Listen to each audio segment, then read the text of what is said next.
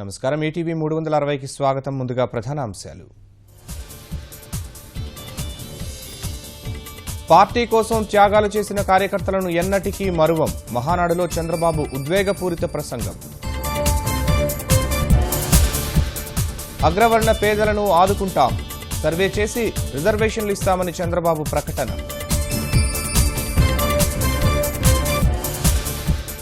కోస్తా జిల్లాల్లో ఈదురుగాలులతో కూడిన వర్షం, రోడ్లపై నేలకూలిన చెట్లు, నిలిచిన వాహనాలు.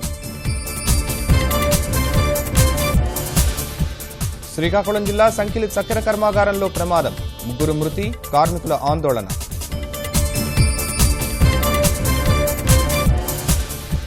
పశ్చిమ బంగా ముఖ్యమంత్రిగా మమత ప్రమాణం, 18 మంది కొత్తవారు సహా 41 మందితో మంత్రివర్గం.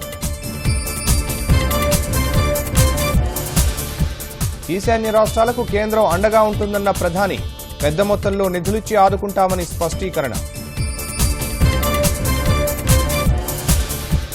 హిరోషిమాలో ఒబామా పర్యటన, అణుబాంబు దాడి మృతులకు నివాళి.